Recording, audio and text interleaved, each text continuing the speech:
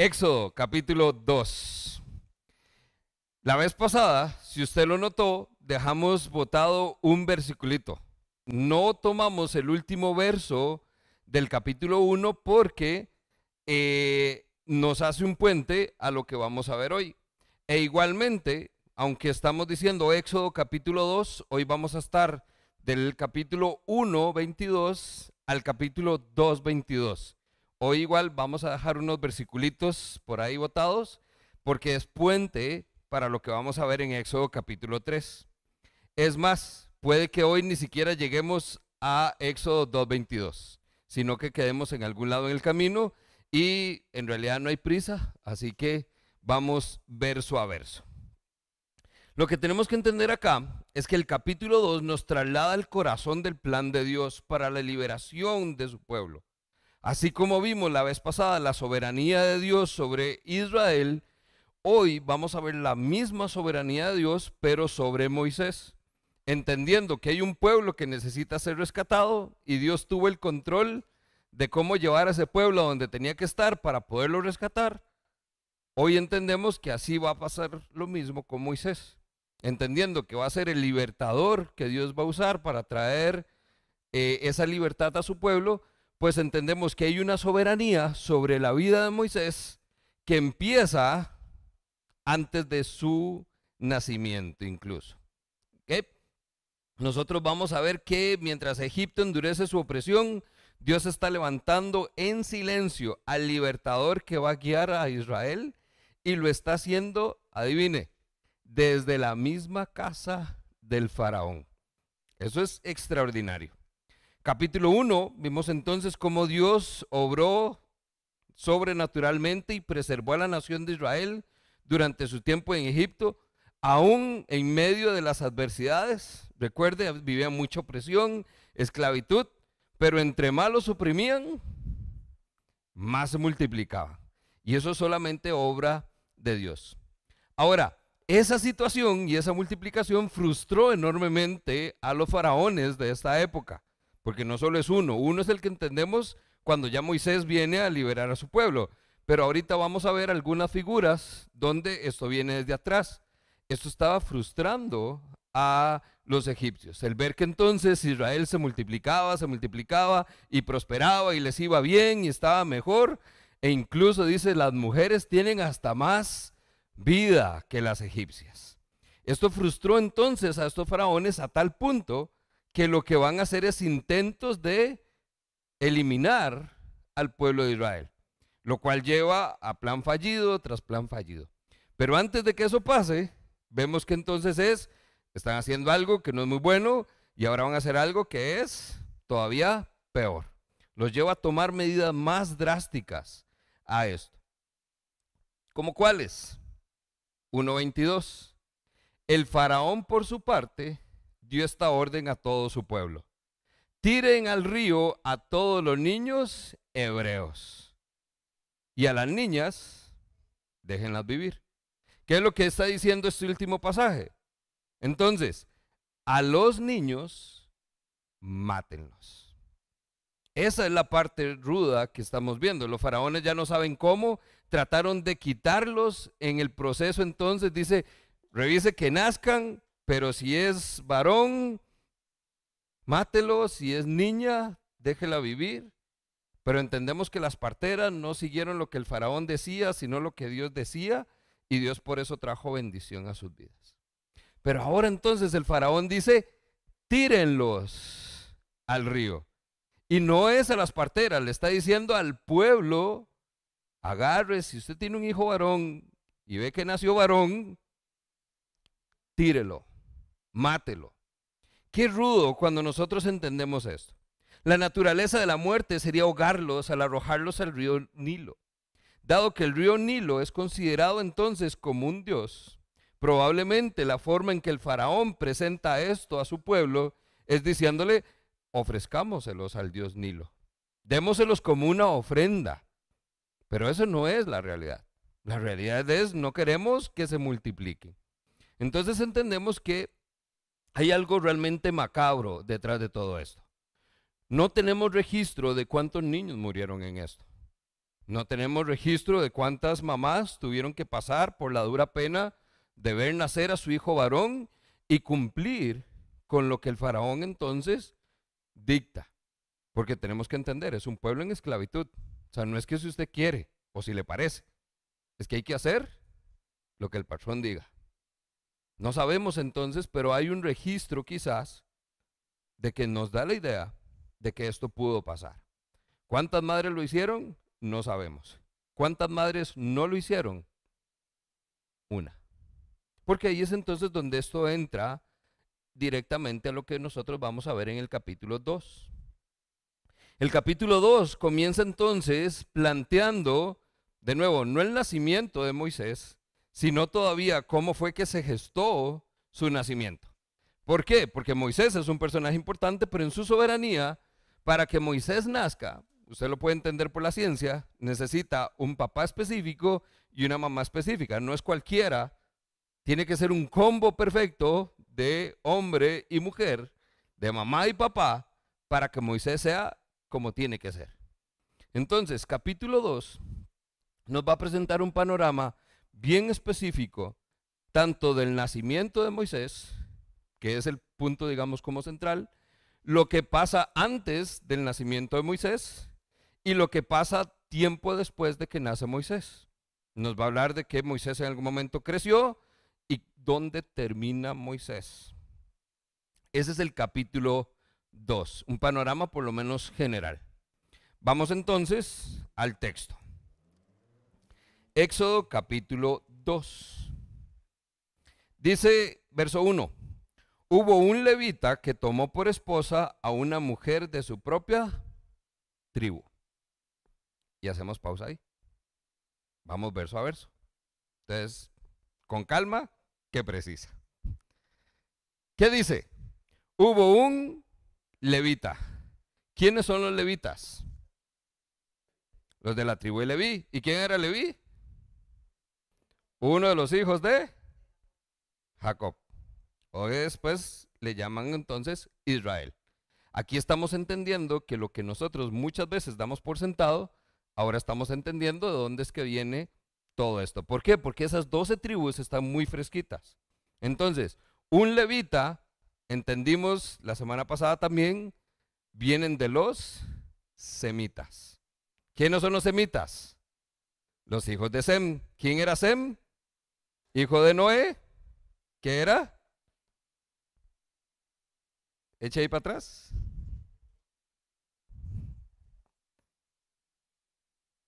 Hay una relación distante. No es que son descendientes directos, pero hay una relación distante entre los semitas y los levitas. Esto es importante entenderlo porque nosotros entendemos cuál es el tipo de familia en que viene a nacer esta criatura. ¿Okay? Tomó por esposa a una mujer de su propia. La mujer también era levita. Entonces es un levita con una levita. Se enamoran, toman café, se hacen chispitas y nace Moisés. No, pues usted se ríe, pero vea, ¿qué dice? La mujer quedó embarazada. O sea, se conocieron, se casaron y a lo que venimos. Nace un hijo, dice Moisés. ¿Qué es lo importante acá? Dice, y al verlo tan hermoso, lo escondió durante 3 meses. Pregunto, ¿qué mamá no dice que su hijo es hermoso?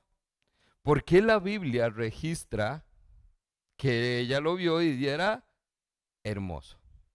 Resulta que este vocablo nosotros entendemos que viene algo importante. El que sea lindo, hermoso, una criaturita preciosa, machito de ojos celestes, piel blanquita, el que podamos ver una descripción de belleza no debe ser suficiente. La mamá dice, y vio que era hermoso. Tiene que ser algo más, tiene que ser especial, tiene que ser una razón suficiente para que decida esconderlo. Porque entonces ahí tenemos que, por eso empezamos por el 1:22. Porque cuando vio que su hijo nació varón, tenía que tirarlo al río. Pero no lo tiró al río, dice, lo escondió. Entonces, usted no lo esconde simplemente porque es lindo. Porque imagínese ahí, la guardia egipcia viene y ese chiquito, vea, es que yo lo iba a tirar, pero es que es tan lindo, es tan hermoso. No tuve corazón para hacerlo. No es razón suficiente. Este hermoso resulta que es un vocablo que se utiliza para describir una cualidad especial.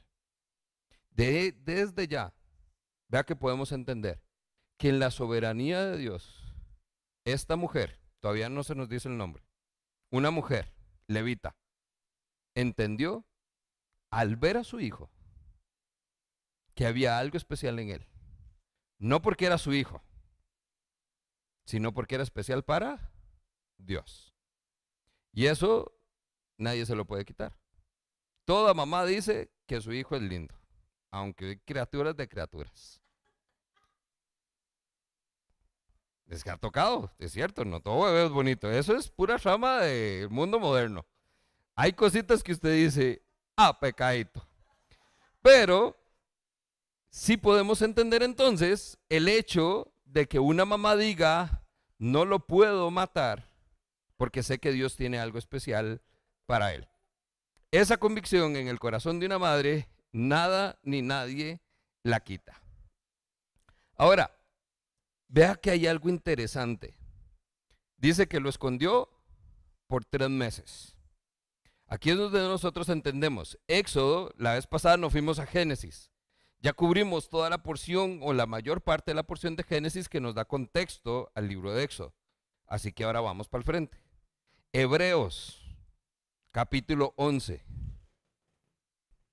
Hebreos, capítulo 11, recuerde lo que se conoce como el salón de la fama, los héroes de la fe, ¿verdad? Es lo que nosotros conocemos tradicionalmente. Moisés entra en el salón de la fama. Hebreos capítulo 11, verso 23 dice, fue por la fe que cuando nació Moisés, sus padres lo escondieron durante 3 meses, porque vieron que Dios les había dado un hijo fuera de lo común.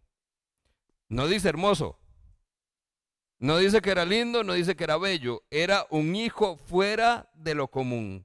Por lo tanto, dice, no tuvieron temor de desobedecer la orden del rey.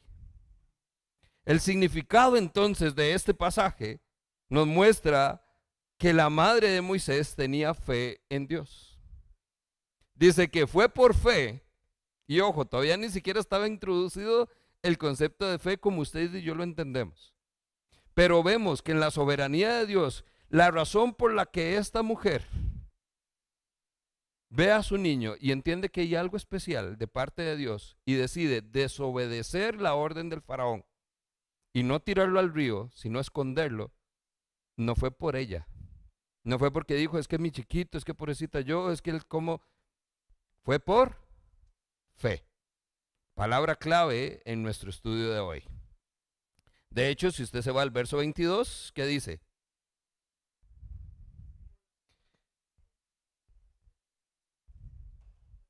Fue por fe, fue por fe, fue por fe. ¿Okay? Dice el texto, verso 3. Cuando ya no pudo seguir ocultándolo, preparó una cesta de papiro, la embadurnó con brea y asfalto. Después puso en ella al niño y fue a dejar la cesta entre los juncos que había a la orilla del Nilo. Pero la hermana del niño se quedó a cierta distancia para ver qué pasaría con él. Cuando nosotros llegamos a esto, ve interesante la conexión. Dice verso 2 que entonces los papás lo escondieron. Pregunta, ¿cómo esconde usted un bebé si en los primeros 3 meses lo único que hace es llorar? Ahí se la dejo picando. La Biblia no lo dice, pero lograron esconderlo por 3 meses. Algo cambia porque dice entonces, después de esos 3 meses, la mujer ya no pudo seguir ocultándolo. Ya fue evidente. Y es entonces lo que obliga a que tome una decisión. Vea lo interesante de nuevo. Y para mí estas son las ironías en el buen sentido. Porque entonces, verso 1:22 dice que la orden del faraón es que los tiren al río Nilo para que se mueran. Pero ahora la mujer va a hacer lo mismo, pero con otro sentido, con otro propósito. Es irónico, porque si todos los bebés van a dar al río Nilo, yo lo que menos haría es poner al que escondí en el río Nilo. Y sin embargo, en la soberanía de Dios, lo que nos habla es, eso no fue idea del faraón, eso fue idea mía, dice Dios. Y ahora este niño va al Nilo, no para morir, sino para vivir. Dice que puso al niño en una cesta. Dato curioso. ¿Qué se imagina usted? La canasta. ¿De qué? De mimbre, de bambú, de... Cesta es el mismo vocablo que se utiliza para describir el arca de Noé. De hecho, el vocablo original, si lo traduciríamos correctamente, sería, no podía seguir ocultándolo, y entonces preparó un arca de papiro y puso ahí al bebé. Lo cual dejó a toda su imaginación que haga las conexiones del caso. Como Dios usó un arca con Noé y ahora va a usar un arca con Moisés. Creo que no hay necesidad de explicar mucho. ¿A dónde sí aterrizo? Describe cómo era la canasta, cómo era el arca, a dónde lo puso, introduce un personaje porque dice que la hermana de Moisés entonces llegó y se quedó a cierta distancia para ver qué pasaría con él. No fue la mamá la que lo puso entonces ahí en el río. Quizás eso nos habla mucho de la perspectiva de una mamá. ¿Con qué corazón una madre puede sacrificar a su hijo? Uno, ¿cómo una mamá puede realmente tirar a su hijo al río para que muera? Pero me pregunto, ¿qué causaría más dolor? ¿Saber que murió y que fue rápido? ¿O ponerlo en una canasta y decir, bueno, papito, que Dios lo acompañe? Y no te volveré a ver, pero espero que se salve. ¿Se imagina la angustia de años de usted saber, y si sí, y si no? Eso mataría. Pero dice entonces que no es la mamá la que está ahí, sino es una hermana. Esta hermana, de nuevo, ahorita solo tenemos papá, mamá y hermana. Más adelante vamos conociendo los personajes. Esta hermana es Miriam. ¿Ok? Miriam entonces se quedó a cierta distancia y aquí es donde es interesante. Dice, para ver qué pasaría con él. Desde una perspectiva humana es lo que siempre vamos a pasar. O sea, ¿qué hubiera pasado? Veamos a ver a dónde llega, veamos a ver qué pasa, veamos a ver cómo termina su historia. Ahora, nosotros lo estamos viendo desde la perspectiva de la soberanía de Dios. Usted ya conoce la historia, entonces no tiene sentido hacernos la pregunta porque ya usted sabe la respuesta. Pero ¿usted cree que en Dios hay coincidencias o casualidades? ¿Usted cree que la mujer lo puso en el río para ver si podría sobrevivir? Desde mi perspectiva, y no nos tiene, o sea, tampoco es que estamos estrechando esto mucho para entender lo que estamos interpretando, es la misma fe que tuvo esta mujer para entonces ocultarlo cuando debía matarlo, la misma fe que tuvo ponerlo en la cesta para ver qué iba a pasar, es la misma fe que le garantiza que el plan de Dios se va a cumplir. Si Dios lo escogió, se lo estoy dando a Dios y Dios se encargará de cuidarlo. Lo cual entonces abrimos aquí un paréntesis, porque hay un par de temas importantes que es parte de lo que hemos visto en Éxodo que se repiten, son recurrentes y vale la pena notarlos, que comienzan a mostrarse desde el inicio del libro. El primero de ellos es que Éxodo es una historia de la soberanía de Dios. No es un libro histórico, es un libro de hechos. Dios tiene el control de todo. Y segundo, es Moisés como una imagen de Cristo. Nosotros podemos ver entonces, por ejemplo, que al igual que Moisés, Jesús nació en circunstancias humildes, con padres piadosos que desde el principio entendieron que Dios tenía un propósito con sus hijos. Dos, Moisés Al igual que Jesús, fue salvado de un gobernante que intentaba destruir a los niños varones. ¿Qué quería hacer Herodes con Jesús? Lo mismo que el faraón con Moisés. La madre de Moisés lo esconde. ¿Qué hace entonces Dios con Jesús? Se aparece a José en un sueño y le dice: vea, papá, agarre a María y al chiquito y lléveselo a. Y entonces es interesante porque aquí se cumple una profecía. ¿Qué hace Jesús en Egipto? ¿Por qué Jesús termina por un edicto que tira Herodes huyendo a Egipto? Mateo 2:14. José se levantó cuando todavía era de noche, tomó al niño y a su madre, partió a Egipto, donde permaneció ahí hasta la muerte de Herodes. De esta manera, dice Mateo, se cumplió lo que el Señor había dicho por medio del profeta: de Egipto llamé a mi hijo. ¿De dónde está saliendo Moisés? De Egipto. ¿De dónde sale Jesús? De Egipto. Ambos llegan a ser la figura de libertador. Entendemos que no estamos poniendo a Moisés a la par de Jesús, ¿verdad? Obviamente Jesús es Jesús, pero esa es la imagen que proyecta. Jesús realmente se ve manifestado desde Éxodo en la figura de Moisés. Cualquier cosa, esta profecía es Oseas 11:1. Mateo siempre menciona las profecías y son referencias del Antiguo Testamento. ¿Ok? Más adelante, en la historia de Éxodo, nosotros vamos a ver cómo entonces Dios, cuando está tratando con el faraón, le dice que se va a llevar al hijo, al primogénito del faraón, porque dice: porque tú tomaste al mío. Israel es el hijo de Dios, es la referencia que está haciendo. Ahora, a partir de ahí, nosotros entendemos que eso es una una perspectiva que vamos a estar viendo recurrentemente. Entonces es importante, recuerde que hablamos de varias palabritas, una de ellas es soberanía. Esto se está viendo no solo en la parte de Israel, sino que también en la parte de Moisés. Vamos. Ese es el nacimiento de Moisés. Preguntitas. Comentarios.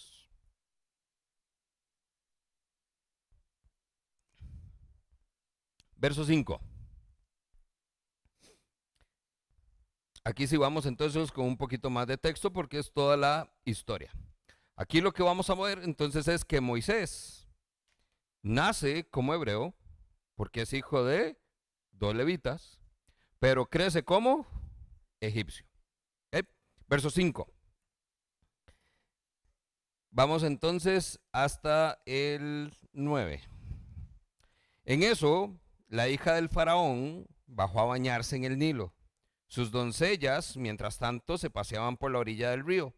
De pronto, la hija del faraón vio la cesta, el arca, entre los juncos, y ordenó a una de sus esclavas que fuera por ella. Cuando la hija del faraón abrió la cesta y vio allí adentro un niño que lloraba, por eso no lo podía seguir ocultando, le tuvo compasión, pero aclaró que se trataba de un niño hebreo. La hermana del niño entonces preguntó a la hija del faraón, vea cómo se acomoda todo esto: ¿quiere usted que vaya y llame a una madre, a una nodriza hebrea para que pueda criar al niño por usted? Claramente la hija del faraón no tiene niños, no puede amamantarlo, y entonces viene Miriam con una idea estupenda de: ¿qué tal si buscamos a una mamá que lo pueda hacer por usted? Esto nos da una idea de que probablemente ahí entre estas doncellas que se mencionan, de las que están con la hija del faraón, no había nadie. O sea, entre todas dijeron: ¿quién puede hacer? ¿Qué hacemos? No hay fórmula. ¿Cómo alimentamos al bebé? No hay solución aparente. Recuerda entonces, verso anterior, dice que Miriam estuvo a la distancia para ver qué pasaba con el niño.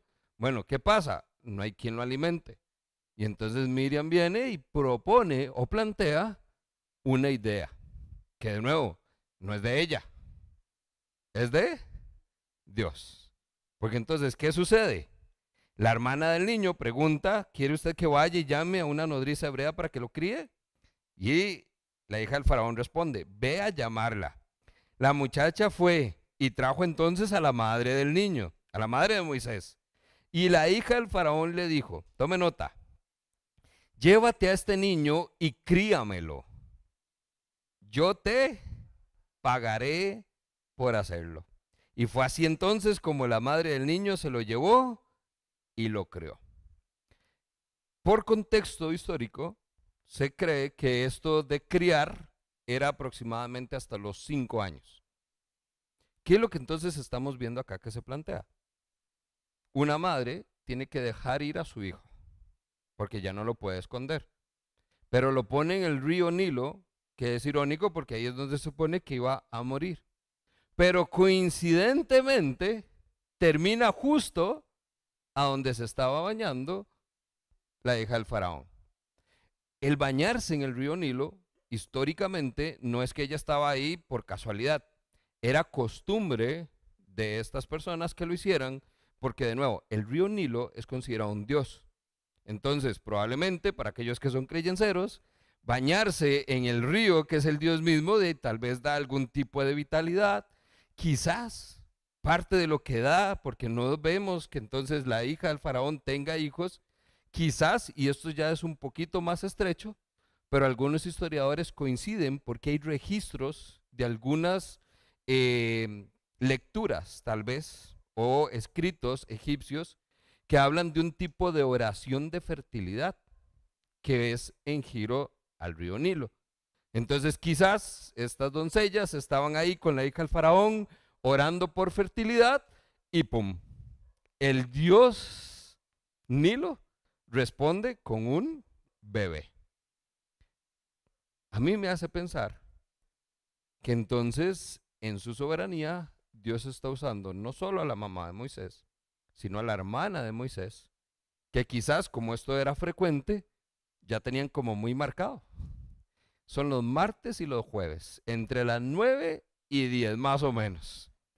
Calculamos y lo ponemos aquí con el viento, la corriente, porque dice que el niño llega a un lugar específico.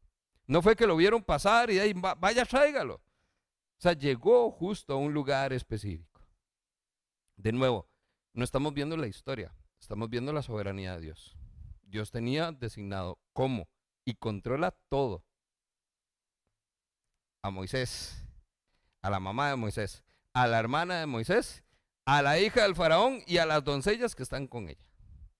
Porque de nuevo, o sea, como hace una mujer embarazada, una mujer que no tiene hijos, para decir que ahora tiene un hijo sin estar embarazada.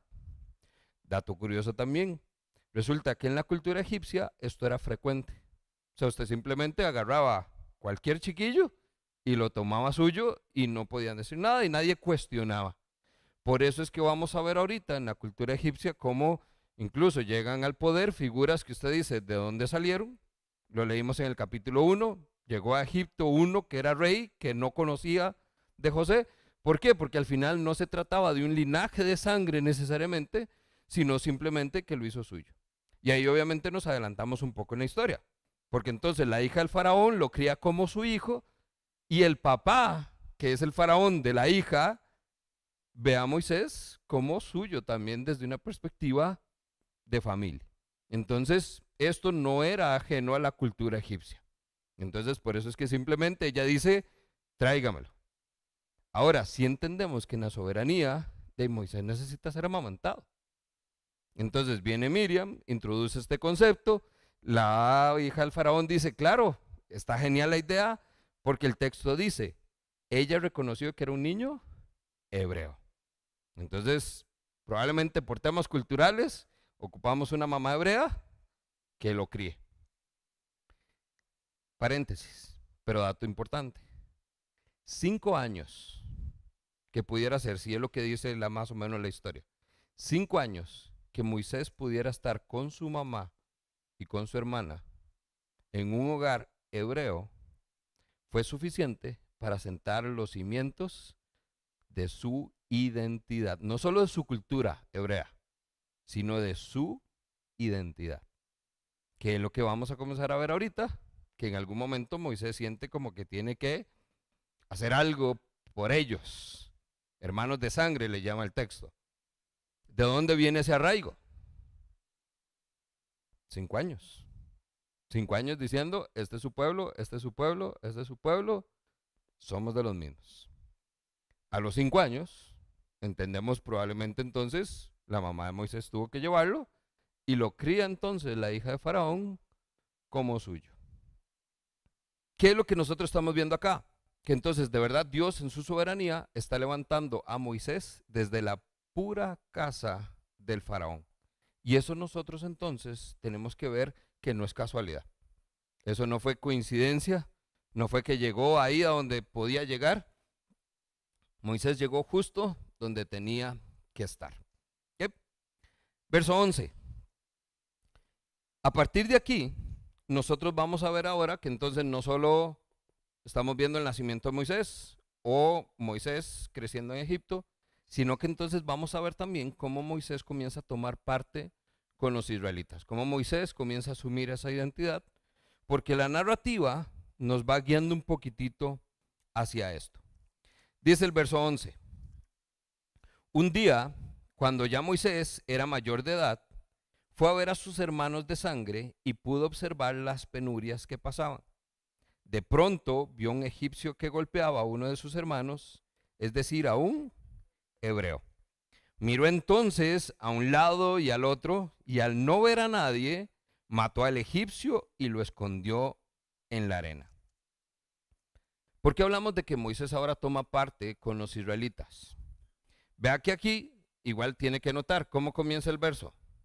Un día cuando Moisés ya había crecido. Aquí dice, Nueva Versión Internacional, cuando ya era mayor de edad.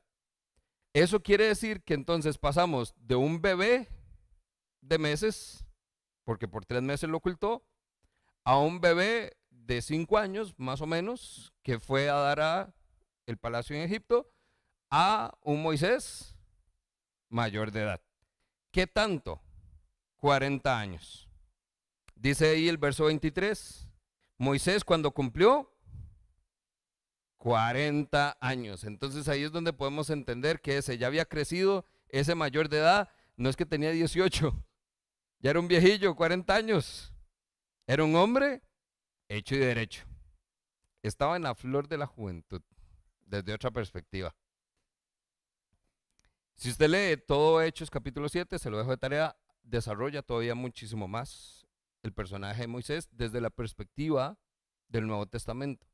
Entonces, obviamente, estamos entendiendo, Hechos es escrito por Moisés, está dando bastante de su información, pero no la da toda.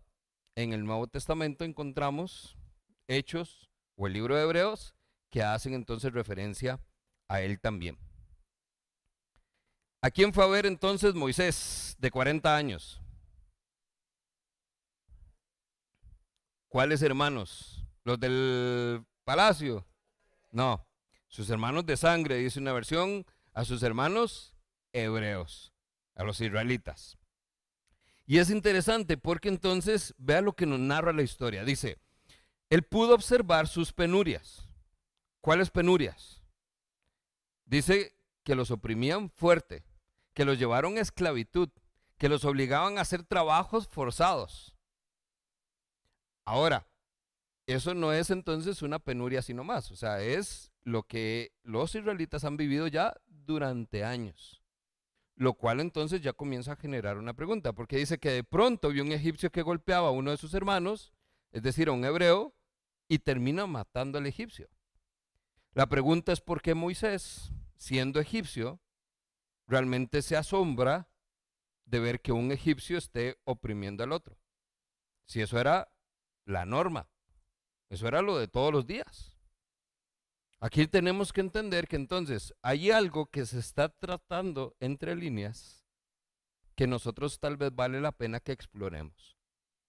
Porque, ojo, estamos hablando de Moisés. El que acabamos de decir entró en el Salón de la Fama de los héroes de la fe. ¿Pero qué hizo Moisés? Mató. No importa quién, no importa por qué, mató. Y entonces ya se nos cayó el pedestal Moisés. Es que es lindo hablar del Moisés que abrió los mares. Pero imagínense en su currículum, 40 años ahí en una presión ahí personal por elección porque maté a alguien. Vea que entonces hay una mala intención. Esto no fue una muerte por defensa propia, porque dice, Moisés, ¿qué hizo? Volvió a ver un lado, volvió a ver al otro. Y como vio que no había nadie, ¡pum!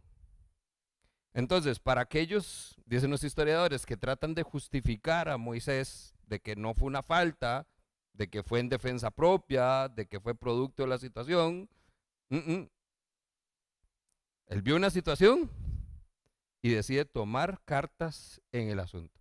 Él decide hacer justicia. Esto es importante porque nos da a entender una perspectiva que es importante que conozcamos de Moisés. Entendiéndose esto, Moisés es egipcio, primero, pero además es de la familia real. Dentro de la ley egipcia, Moisés pudo haber matado a quien quisiera y no tiene que darle cuentas a nadie. O sea, se lo hubieran permitido y lo dejan pasar. La pregunta es, ¿por qué lo escondió? Porque es que entonces hizo lo que hizo no con la autoridad que podría tener desde la ley egipcia, sino que lo hizo a escondidas, que nadie se dé cuenta, que nadie vea. ¿Por qué Moisés toma una acción como esas? Y se la dejo ahí desde una perspectiva donde usted pueda procesar en el buen sentido. O sea, es como alguien como Moisés toma una acción tal vez un poco irracional, un poco pronta. Tampoco es que dice que lo estaba matando, tampoco es que dice que tenía 3 días y era el mismo egipcio dándole al... Nada más dice, vio a uno, vio a otro y lo mató. ¿Qué lo lleva a él a tomar entonces una posición como estas? Obviamente Moisés no va a narrar su historia, no va a narrar su conflicto mental, pero Hebreos sí lo hace. Entonces vamos a Hebreos capítulo 11 otra vez. Dice, por la fe, Moisés ya adulto renunció a ser llamado hijo de la hija del faraón. Ojo, prefirió ser maltratado con el pueblo de Dios a disfrutar de los efímeros placeres del pecado. Ahí usted tiene que hacer un poquito de nota para decir, o sea, vea lo que se está dejando decir Moisés. O sea, vivir como egipcio era vivir bajo los efímeros placeres del pecado. Verso 26, consideró que la deshonra por causa de Cristo era una mayor riqueza que los tesoros de Egipto, porque él tenía la mirada puesta en la recompensa. Un verso como este comienza entonces a darnos esa perspectiva de qué es lo que está pasando, no tanto en su mente, sino en su corazón. Obviamente la perspectiva que está dando Hebreos es de un Moisés que ya fue transformado, que vivió todo el proceso donde Dios trabajó en él. La vida de Moisés la narramos en 3 tantos de 40. 40 años en Egipto, 40 años exiliado y 40 años después en el desierto. Todo ese proceso de 120 años, obviamente lo que viene a dar esta respuesta. Pero entonces lo que sí podemos tomar es un pasaje como el de Hebreos para tratar de entender qué había en su corazón. Quizás Moisés no lo tiene resuelto, pero sí sabemos que hay un conflicto emocional donde él está viendo que él es egipcio, pero tiene raíces hebreas.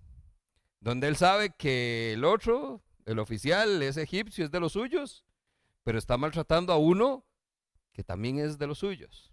Entonces hay todo un conflicto ahí que no solo se traduce digamos, al evento como tal, sino que Hebreos nos da una perspectiva que eso es un tema espiritual.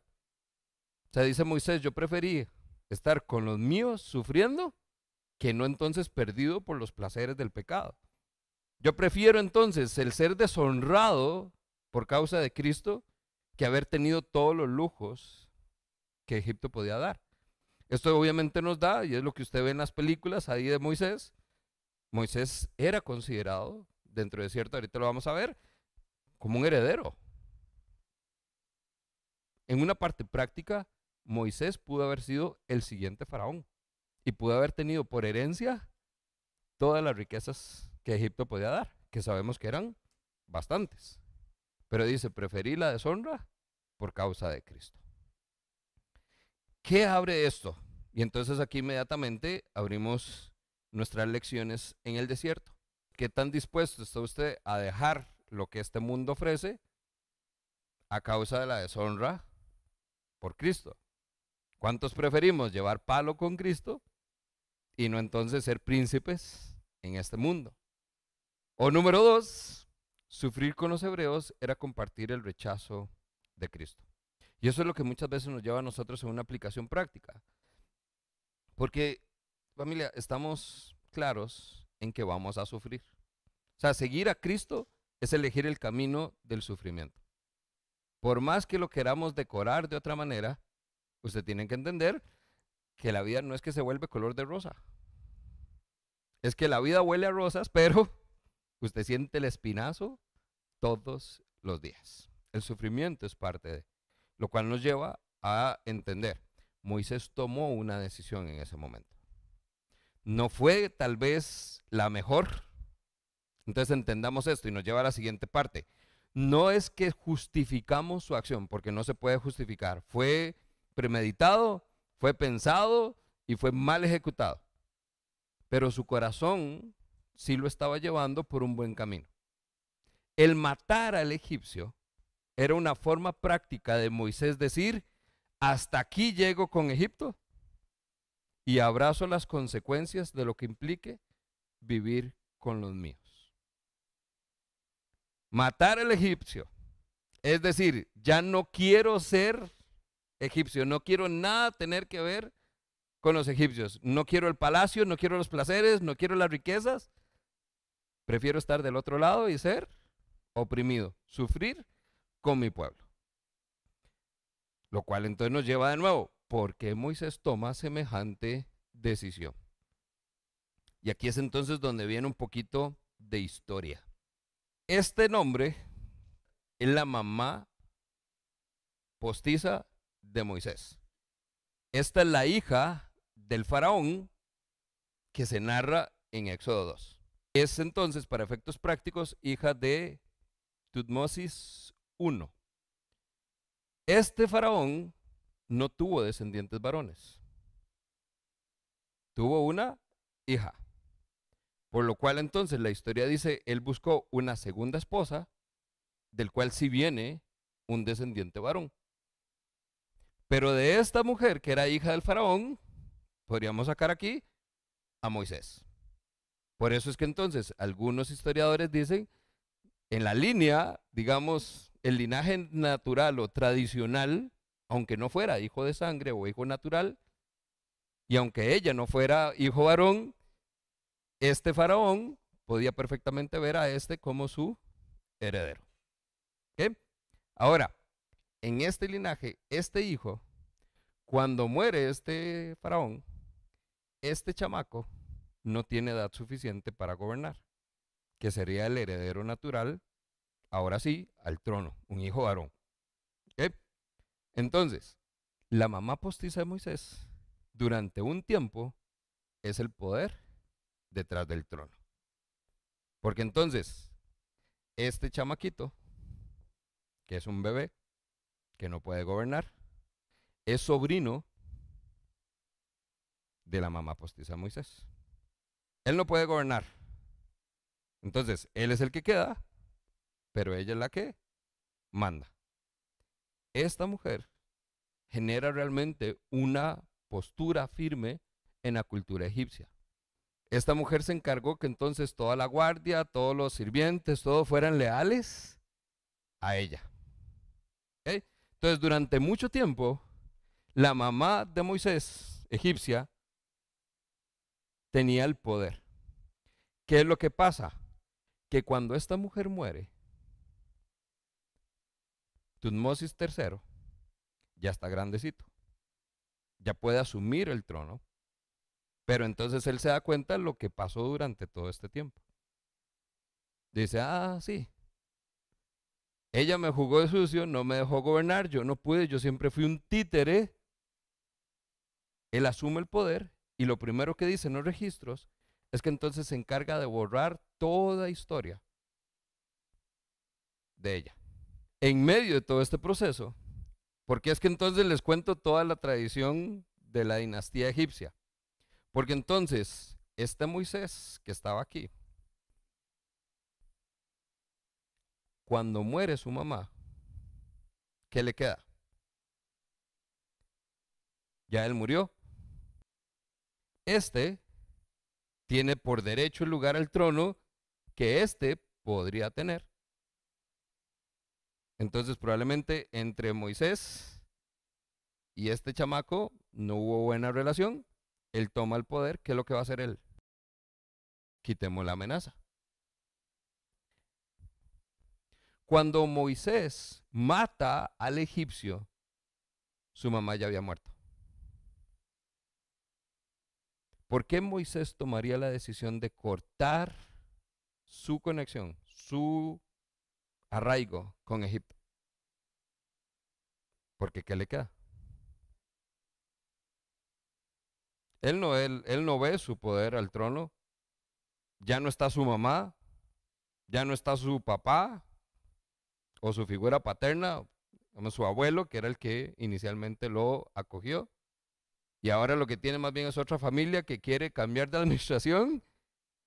Está borrando la historia de su madre y él está intrínsecamente ligado a la historia de su madre. Si están borrando el nombre de ella, lo lógico es pensar, voy de colada.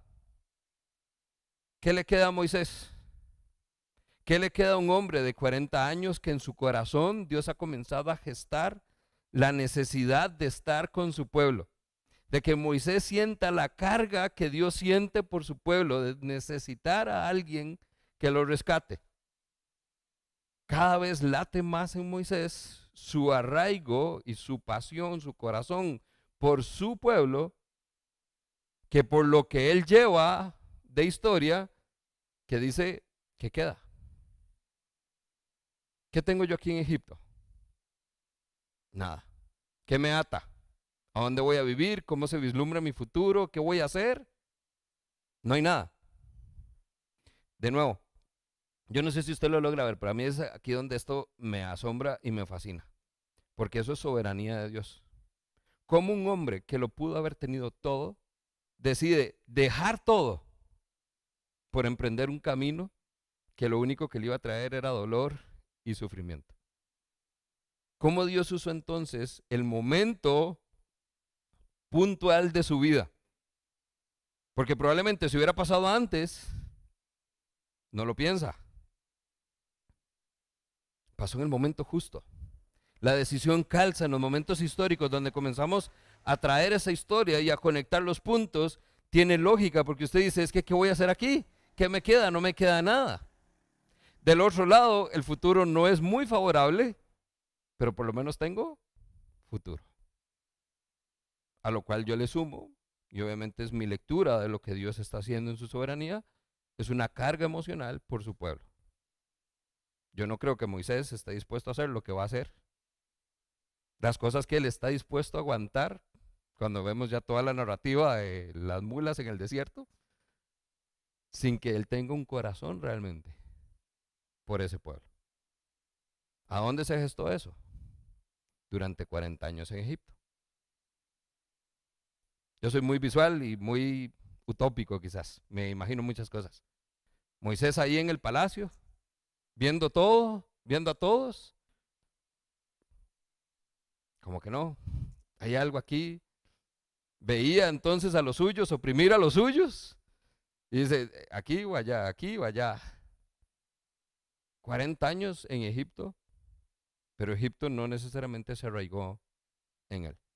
5 años, podríamos decir, fueron suficientes para sentar la base de su cultura, de su identidad, para que a los 40 años Moisés estuviera dispuesto a tomar una decisión valiente que le iba a costar todo. Ahora, no lo hizo de la manera correcta. Moisés se equivocó. No era así como Dios tenía, tal vez. Donde entonces vemos un Dios soberano que tiene todo su control. No es como que Dios entonces se levantó ese día y le dijo, Moisés, mátalo, mátalo. No es que entonces Dios puso en Moisés el deseo de matar. Porque de nuevo, si estamos entendiendo la soberanía de Dios, no es que Dios llevó a Moisés a matar al egipcio. No tiene sentido. Eso sigue siendo un error de, ¿cómo se llama? ¿Cómo se le dice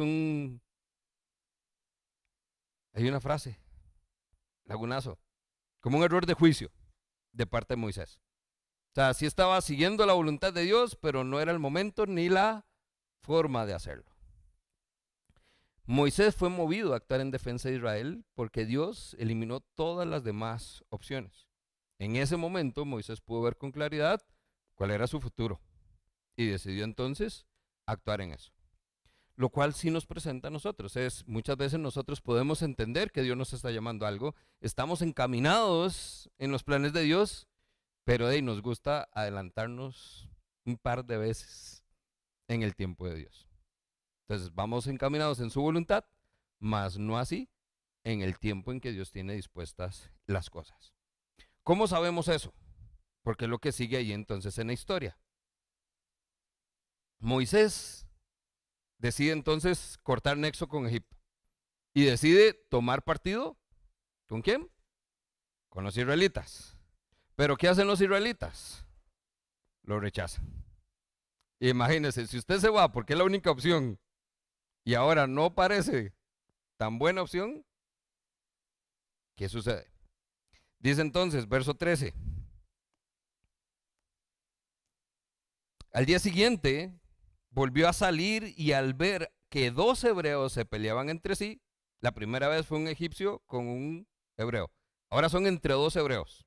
Se están peleando y él le pregunta entonces al culpable. Parece que hay entonces evidencia de quién estaba actuando mal. ¿Por qué golpeas a tu compañero?, le dice. Tiene lógica. Pero ahora hay 2 preguntas que le hacen a Moisés. Bueno, más una pregunta y una afirmación. Pero ahí es donde nosotros vemos su rechazo. Verso 14. ¿Quién te nombró a ti gobernante y juez sobre nosotros? Vea que entonces este hebreo ya nos está dando perspectiva de cómo entonces se estaba planteando Moisés. ¿Quién te nombró a ti gobernante y juez? Eso tiene que venir de algún lado, no es que se lo están inventando. Eso entonces da evidencia que Moisés va por el lado correcto, pero Moisés dice, ah, sí, Dios me va a usar a mí.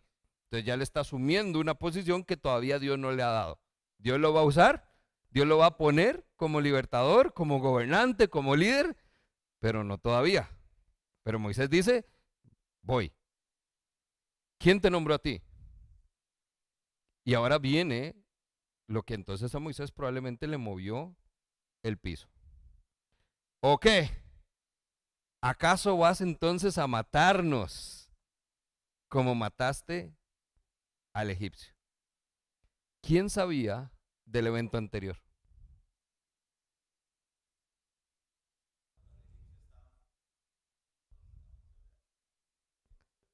A uno. Si nos vamos entonces al verso anterior, dice que había un egipcio maltratando a un hebreo.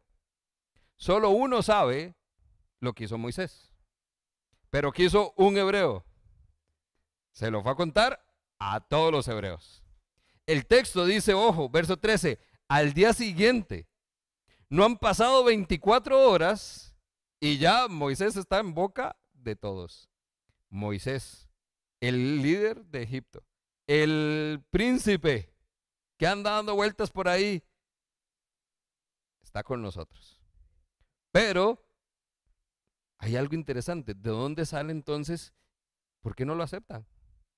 Porque entonces este otro hebreo que es cuestionado por Moisés, que les está ayudando, ahora dice, pero ¿y es que usted quién se cree?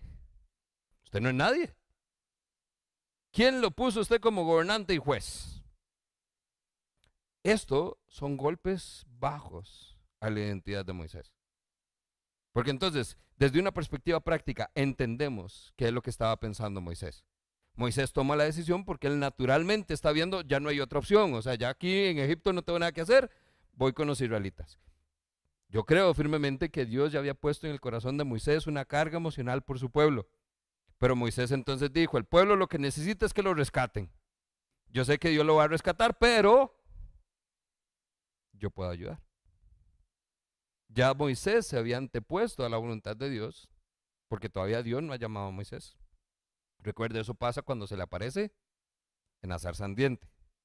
Aquí todavía no ha habido zarza ni ardiente. No ha pasado nada. Pero entonces entendemos el corazón del ser humano. Usted a veces con que le den una idea, usted se la cree y asume que le toca a usted orar, que le toca a usted planear, que le toca a usted hacer. Buena estrategia, iba en el camino correcto, pero pésimo tiempo. Porque todavía Moisés no era gobernante. Todavía Moisés no iba a ser el juez. Y lo iba a llegar a ser. Pero todavía no. Todavía no. Y ahora entonces le sumamos, es un golpe, o sea, a los que me estoy uniendo no quieren que los gobierne. Ellos no quieren que yo haga nada. Y tras de eso se da cuenta de una realidad que yo creo que él entendía, solo que no creyó que fuera tan rápido. Porque entonces su pecado salió a la luz. ¿Qué es lo que maquina Moisés? Si estos hebreos saben que fui yo, esto vea, es cuestión de tiempo para que el faraón sepa que fui yo. ¿Quién es el faraón en ese momento? El primillo.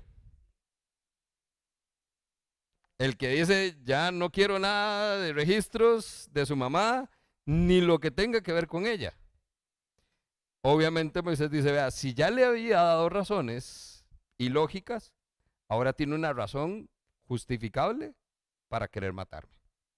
Porque Moisés hizo lo que no tenía que hacer. Mató a uno de los egipcios.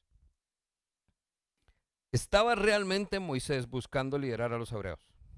Ese era el plan, eso era lo que tenía Moisés en su corazón. Hechos capítulo 7.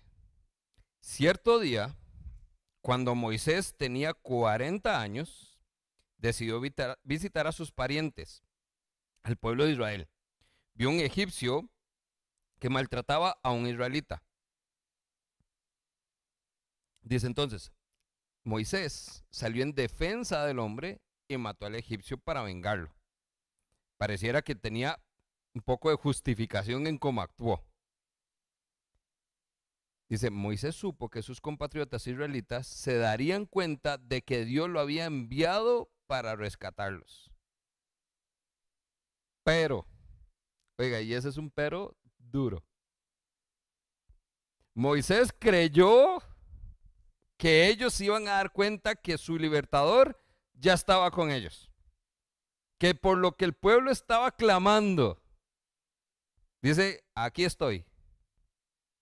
Él creyó que se darían cuenta. O sea, parece que Moisés entonces lo que lo motiva a hacerlo es decir, vea, nadie ha tenido el valor de enfrentarse a los egipcios. Yo lo voy a hacer. Y se enfrenta a uno y lo mata, como para poder decir, vea, yo hago aquí lo que toque hacer. Por ustedes le pongo el pecho a las balas. Creyó que eso ya sería suficiente para que ellos lo reconocieran entonces como su líder, pero no fue así. ¿Por qué? Porque no era el tiempo de Dios. Punto. ¿Qué tanto se adelantó Moisés? 40 años. Nada más y nada menos. Vea, es que no fue que asumió el papel antes de que lo nombraran. O sea, no es que ni siquiera había salido y le dicten una gaceta. 40 años se adelantó Moisés en el plan de Dios. Iba a ser el líder. Lo iban a reconocer los israelitas como la persona que Dios iba a usar para rescatar. Sí, pero todavía no. Es interesante entonces porque ahí es donde nosotros muchas veces nos ponemos también ahí. Nosotros sentamos en el buen camino estamos entendiendo lo que Dios está haciendo en nuestra vida, pero somos pésimos en medir el tiempo de Dios. Hay una necesidad como de adelantarnos. Y yo no sé si a usted le pasa, pero es cuando usted a veces está cocinando y usted ve que ya eso ya está y un par de minutitos no va a hacer la diferencia, ya sí no lo comemos, pero esos 2 minutitos era para que llegara al punto exacto. Entonces, mucho de eso es lo que a nosotros nos pasa. Nosotros tenemos que darnos cuenta que necesitamos entender que el llamado es irrevocable, pero que debemos también ser sensibles al tiempo en que Dios está haciéndolo. Dios nos puede llamar y Dios te puede llamar a hacer lo que ya usted sabe que hay que hacer. Vea, es que usted dice, ya lo entendí, estoy clarísimo, Dios me habló puntual. El tema es el tiempo. Sé lo que Dios me llamó a hacer. Ahora la pregunta es, ¿cuándo? ¿Cuándo es que me va a tocar a mí entrar en acción? Esa es la parte que yo creo que es media complicada. Moisés tuvo la idea correcta, pero el momento equivocado. Iba por buen camino, pero no comprendía todo el plan de Dios. No se dio cuenta que debía pasar todavía 40 años hasta que llegara el momento realmente de poder sacar a Egipto de Israel. Perdón, a Israel de Egipto. Nosotros ahora tenemos la oportunidad entonces de ver que de la misma manera nosotros tenemos que vivir en una sumisión, no solo a aquel que nos llama, sino a aquel que entonces sabemos que tiene un tiempo perfecto para todo. ¿En qué momento nació Moisés? ¿Bajo qué condiciones? ¿Qué obligó a la mamá de Moisés a ponerlo en una cesta? ¿En qué momento la cesta tenía que llegar al lugar justo para que no fuera cualquiera, sino la hija del faraón? No cualquier hija de faraón, sino aquella que el faraón no tenía heredero para que pudiera verse como heredero. ¿Cómo entonces Dios iba a usar a uno de los suyos para humillar a Egipto desde adentro? Es que esto es literal, yo no sé si usted le acuerda, pero hace muchos años había una película, Durmiendo con el enemigo, donde usted dice, vea, es que ese es el plan de Dios, Dios ahí lo tenía. Nunca, nunca Egipto vio que su perdición vendría de adentro. Esa es la parte perfecta del plan de Dios. Ahí es entonces donde nosotros vemos cuando Dios le dijo a Abraham, bendeciré a quien te bendiga y maldeciré a quien te maldiga, porque es que Egipto entonces no fue maldecido antes, porque es a través de las plagas que Dios se encarga de mostrarle a Israel que Él está con ellos, pero se encarga también de mostrarle a Egipto que está contra ellos. Las 10 plagas, cuando lleguemos ahí, vamos a ver, es un derrocamiento de diferentes dioses de Egipto. O sea, Dios está encargando de decirle, vea, todos los que usted creía que estaban ahí en la alineación, se fueron. Y quien usted nunca vio que iba a venir, mi arma secreta, mi as bajo la manga, usted lo preparó. Usted lo facilitó, lo crió, lo financió y lo preparó para esto. Ese es el Dios soberano. Ese es un Dios que tiene control de verdad de todo. De absolutamente todo. Dato curioso. Jesús vivió una vida normal hasta los 30 años, antes de que cumpliera el rol para el cual Dios lo envió a este mundo. 30 años. Jesús se preparó 30 años para cumplir un ministerio de 3 años. Muchos de nosotros creemos que con prepararnos 3 años podemos rendir en un ministerio por 30 años. ¿Sí se da cuenta la similitud? ¿Sí se da cuenta la oportunidad que tenemos de entender la magnitud del control de tiempo que Dios tiene? Es que no es sobre las siguientes horas o días o meses, son décadas. Y nada de lo que usted ha pasado, de lo que ha sufrido, de lo que ha vivido, ha sido por casualidad o en vano, sino porque es justo lo que Dios necesitaba que sucediera para que usted esté donde está, para que pueda hacer lo que Él le ha pedido que haga, pero no todavía. Hasta que Él diga que hay que hacerlo.